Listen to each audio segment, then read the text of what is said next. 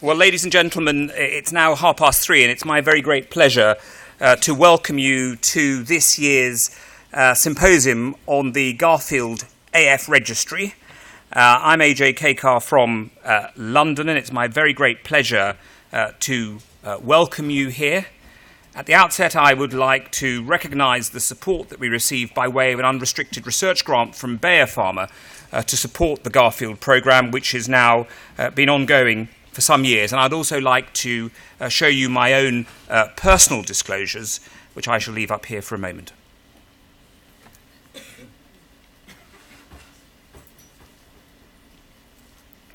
Now, Garfield is a programme that's been running since the end of 2009, the beginning of 2010, and currently it's the largest prospective registry in the field of atrial fibrillation.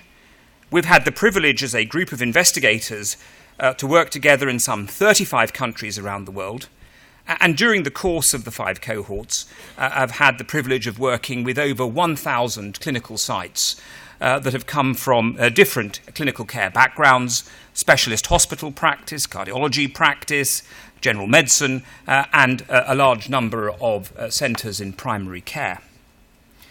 To date, we have now completed recruitment of the 5th cohort of Garfield, and some 57,000 patients are enrolled, of whom some 52,000 are newly diagnosed within 6 weeks of presentation, AF patients who have been prospectively followed from that time of diagnosis for some years, and eventually, but of course follow-up for the programme is not complete, some 2 to 8 years. And as I say, 5 sequential cohorts have now been included, and I'd like to express my own personal gratitude and that of the steering committee to all the clinicians, their staff, and in particular their patients who have allowed their data to be included in this important registry.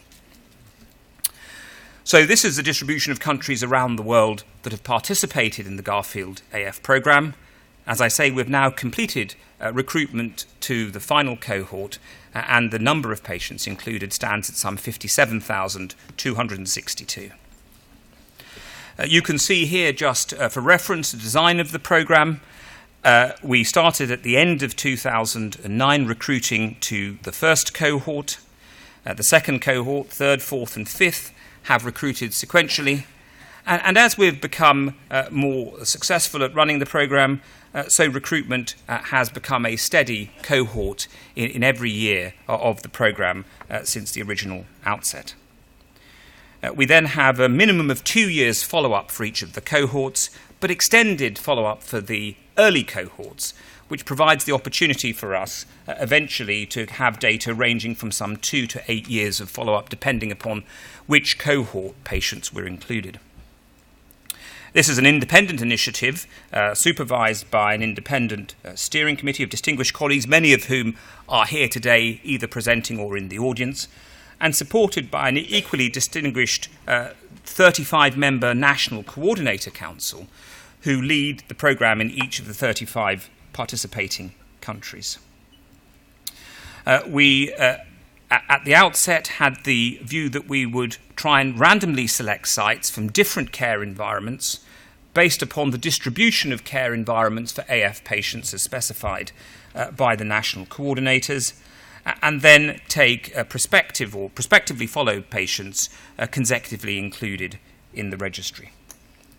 Of note has been the emphasis on data quality, and in the programme 20% of source data is actually audited, and that source data verification compared to the data entered through the electronic data capture system. And Professor Keith Fox and Professor Bernard Gersh from the Mayo Clinic have led that audit programme and are about to publish their findings, which indicate some consistency of some 96% between the data identified at source in the patient's clinical records and that included in the submitted data to the registry, which is high for this type of methodology outcomes research. And so here we are now looking at the baseline data in terms of the baseline treatment interventions across the 5 cohorts. And you can see between 2010 and 11, where the red bar, the innovation in anticoagulation, the introduction of the direct oral anticoagulants, responsible for 4.2% of patients receiving anticoagulation in that first cohort, to some 43% of patients included in this last cohort between the summer of 2015 and the end of July this year. So a substantial change in the emphasis with regard to the use of innovations in anticoagulation to protect patients against thromboembolic stroke in newly diagnosed AF. You can see the blue bars, the use of vitamin K antagonists diminishing as a consequence, and overall a slight increase from some 57% of patients newly presenting with AF receiving some form of anticoagulation in 2010-11 to 71% in 2015-16. So clear changes in the patterns of practice around the world in these 35 countries. And when we started this programme, we wanted to try and achieve some focus with regard to how the large amount of data available from a prospective outcomes registry might be marshalled to help inform clinical practice and help us all as clinicians achieve better and better clinical outcomes for our patients. And today we're going to focus from data looking at how better we might risk stratify patients presenting with atrial fibrillation in terms of understanding both their risk of death, of stroke, and of bleeding, and then start to better understand and develop insights into practices around trying to prevent thromboembolic stroke, understand what types of patients receive the different interventions available, and try and understand whether our clinical practice is consistent from what we have learned from prospective clinical trials. And that's where we're going to focus our symposium today. Really starting to look now at this very large data set in routine clinical practice and ask some simple questions. Can we better risk profile?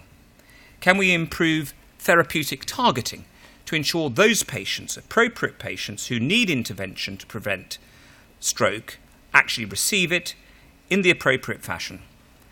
Do we understand what drives prescribing practice in the world today, and how that understanding might help us improve the way that we all serve our patients?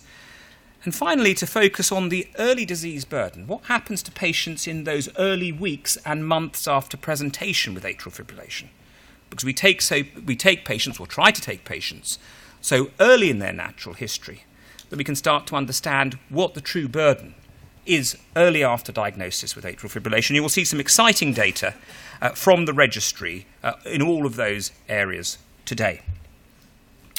Now, for the baseline data, we only use the prospective patients in the registry. In the first cohort, we had some retrospective patients to better understand how sites were practicing before they were invited to participate in a registry. So the baseline data you see here will be on all 5 cohorts, some 51,000 patients. Cohorts with 1-year outcomes represent nearly 40,000 prospective patients in the registry. And where you see data on 2-year outcomes, it will be from the first 3 cohorts, and it will be some 28,000 patients' data that you will see presented in the symposium.